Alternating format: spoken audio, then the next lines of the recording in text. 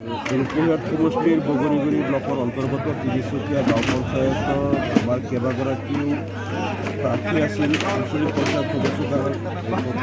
কাৰণে AUDF দলৰ পৰা কেইবাজনো প্ৰাৰ্থিত্ব বিচাৰিছিল। কিন্তু আমি AUDF দলে আমি এটা নীতি গ্ৰহণ কৰিছোঁ যে যিসকলে প্ৰাৰ্থিত্বৰ কাৰণে দাবী কৰে তেওঁলোকক আমাৰ দলে সিলেকশ্যন কৰাতকৈ দলৰ কমিটিয়ে সিলেকশ্যন কৰাতকৈ সেই পঞ্চায়তত আমি পঞ্চায়তৰ ৰাইজক মাতি লৈ তেওঁলোকৰ মতামত লৈ ৰাইজে যাক ভাল পায় ৰাইজে খোলাখুলিকৈ যাক সমৰ্থন কৰে আমি তেওঁলোকৰ প্ৰাৰ্থী নিৰ্বাচন কৰোঁ। কালিও আমি চুতীয়ান গাঁও পঞ্চায়তৰ প্ৰাৰ্থী এনেকৈ বাছনি কৰিলোঁ। আজি তিনিচুকীয়া গাঁও পঞ্চায়তত আমি মিটিং কৰিলোঁ আৰু ইয়াতে কেইবাশ লোকৰ উপস্থিতিত ৰাইজক আমি খোলাখুলি সুধিছোঁ যে তিনিচুকীয়া গাঁও পঞ্চায়তৰ পৰা বগৰীগুৰি আঞ্চলিক পঞ্চায়তৰ সদস্য হিচাপে আমাৰ দলে কাক প্ৰাৰ্থী কৰিলে আপোনালোকে ভাল পাব। তেতিয়া ৰাইজে সৰ্বসন্মতিক্ৰমে হাফিজা খাতুন চুতীয়ানৰ আমাৰ হাফিজা খাতুন স্বামী হবিবুৰ ৰহমান তেওঁক সমৰ্থন কৰিছে আৰু সকলো ৰাইজে সৰ্বসন্মতভাৱে এই প্ৰাৰ্থীগৰাকীক চিলেক্ট কৰাৰ কাৰণে আমাৰ দলেও আজি আমি ঘোষণা কৰিছোঁ যে অহা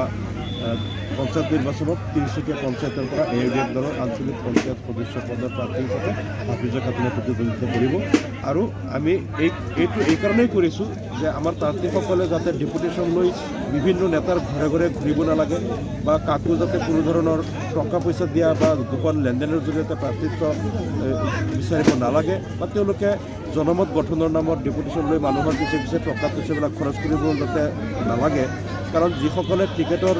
দৌৰত লাখ লাখ টকা খৰচ কৰি দিয়ে তাৰপিছত নিৰ্বাচনতো আৰু খৰচ হয়, পিছত তেওঁলোকে নিজৰ এই টকা উঠোৱাৰ কাৰণে বহু সময়ত দুৰ্নীতিত নিমজ্জিত হয়। গতিকে আমি স্বচ্ছভাৱে আমাৰ প্ৰাৰ্থী বাছনি কৰিছোঁ যাতে ৰাইজে যাক ভাল পায় আমি খোলাখুলি ৰাইজৰ আগত আমি দিছোঁ যাতে প্ৰাৰ্থীসকলে 1 টকাও যাতে তেওঁলোকে প্ৰাৰ্থিত্বৰ নামত যাতে খৰচ কৰিব নালাগে আৰু যাতে যোগ্য প্ৰাৰ্থী ৰাইজে ভাল পোৱা প্ৰাৰ্থী যাতে আমি দিব পাৰোঁ আৰু যাতে যোগ্য শুদ্ধ নিকা ভাৱমূৰ্তি প্ৰাৰ্থী তেওঁলোকে যাতে জিকি পেলাই ৰাইজৰ ভাল কাম কৰিব পাৰে, পঞ্চায়তৰ উন্নয়ন কৰিব পাৰে, সেইকাৰণে আমি পদক্ষেপ লৈছোঁ আৰু ৰাইজে আমাৰ এই পদক্ষেপটোত ভাল পাইছে।